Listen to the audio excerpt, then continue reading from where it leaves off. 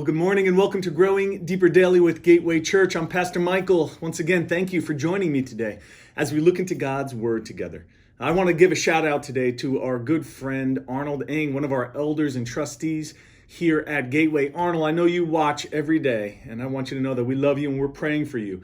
As you recover from that fall you had, we are looking forward to seeing you back at Gateway soon. And we love you and Bessie and your family and your little grandkid as well, man. We're praying for all of you. We appreciate you so much. I want to invite you out as well. For those of you that have kids and youth in the area, tonight we have youth group Wednesday nights here at Gateway at 7 o'clock. Join us. Come on out. We have an announcement coming up in a few weeks about summer camp this year as well for our youth. I'm really excited what God's doing in and through the next generation here at Gateway Church. But today we're looking in God's Word in 1 Samuel chapter 5. Remember the book of Samuel. They were at one time together. The large book of 1 and 2 Samuel was one originally. And it charts for us this period moving to the desire for a king. For a desire for a king to rule and to reign. For them to help lead the nation. Coming through the dark period of the judges, we've seen that they need a leader that will be after God's own heart. And one of the key themes in this scene is as well that they are supposed to monitor and manage God's presence in Jerusalem through the temple and the ark before it. In fact, we're going to see one of the desires of David is to build a temple. It would not be for him, but Solomon would build it. Part of this theocracy of God living and working in and through the nation of Israel in that time is that the king as well was to make sure that the spiritual sustenance and center of the nation would be God himself. In reality, it is God who is reigning in Jerusalem, not just the king. It's God working in and through his king as the true leader of the nation. And we see this strange but really insightful scene in 1 Samuel chapter 5. It is once again leading up to the time period of Saul. It starts a few chapters later. And it's during the time when Samuel is judging and now leading. And in chapter 5, we see that the ark of God has been stolen by the Philistines. The Philistines during this time period are the key adversaries for the nation of Israel. And the ark has been stolen. And here's what it says. It says, when the Philistines captured the ark of God from the Israelites, they brought it up from Ebenezer to Ashdod. Then the Philistines took the ark of God and brought it into the house of Dagon and set it up besides Dagon, the god of the Philistines. And when the people of Ashdod rose early the next day, behold, Dagon had fallen face downward on the ground before the ark of the Lord. So they took Dagon and put him back in his place. But when they rose early on the next morning, behold, Dagon had fallen face downward on the ground before the ark of the Lord, and the head of Dagon and both his hands were lying cut off at the threshold. Only the trunk of Dagon was left to him. This is an amazing scene.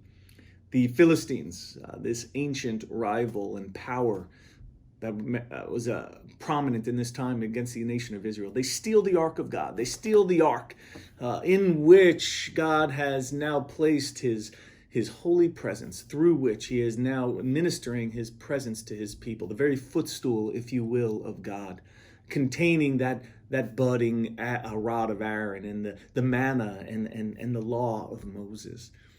And they think that by having that ark in the temple with their God, they are now able to have control over the God of Israel as well. God will not be controlled like this. God is not a trophy. God is not some spoil of war that a warring nation can take in order to have the other gods on their side. We see this oftentimes going on during the time and place in the writing of the Hebrew Old Testament, that often it was considered if you conquer a land or you conquer a foe, you take their gods in with yours in order to have peace and as well to have influence in the land in which you are at. God can't be controlled like this. The true God is not a trophy. And I love the scene as they put it in the temple to their god Dagon. It falls down. This idol, this statue falls down. And the second night it falls down and falls apart. All idols in the presence of the one true God, fall down and fall apart. God is not a trophy. God cannot be controlled for our means and our ends.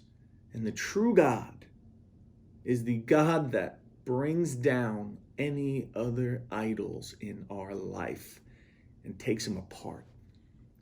This is a beautiful reminder for the nation at this time that as they are about to lead and look for a leader, it's going to be one that doesn't see God, doesn't see the temple, doesn't see the ark, doesn't see the things of God as a way to manipulate things towards their desired end. When kings and leaders do that, we see them fall and struggle in the history of the nation of Israel. But when the king, the leader, recognizes the presence of God and humbly submits to and follows God's presence, we see God's blessing for the people. For you today, though, I want you to be thinking, God is not a trophy in our life. God is not something that we add in our life in order to put it up on a shelf and show others that look at this God that as well we have allegiance to, as well as we have allegiance to other things in our life on the same way. God is not a trophy like this. He is to be worshiped. God is not to be used and manipulated towards our desired ends. He is not a cosmic gumball machine that we pull and get what we want from. God is a God that we bow down and worship. And in the imagery of the text in 1 Samuel, the false gods fall down and fall apart. And in our life, God calls us to fall down and worship him, because the false gods in our life will fall down and fall apart. Those idols of power, of success, of money, of influence, the ways of the world that tell us to be successful, more, bigger, better, are idols that fall down and fall apart at the feet of the one true God. So today, cast down your idols. Today, those idols of our heart, and worship the one true God. He's not a trophy. He's not to be manipulated. He's to be worshiped.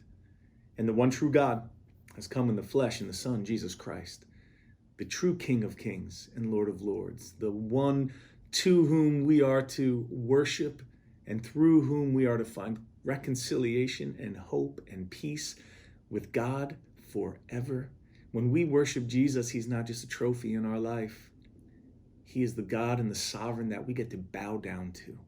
Will you trust him today? Will you bow down to him? Will you see his blessing? Will you see his presence? Will you see his power in your life? It's worth it. It's worth it. Submit and trust in him. Well, God bless you on a Wednesday here in Staten Island. We love you. If there's any way we as a church can come alongside you, do not hesitate. Reach out. We're here for you. And God bless you. I will see you soon.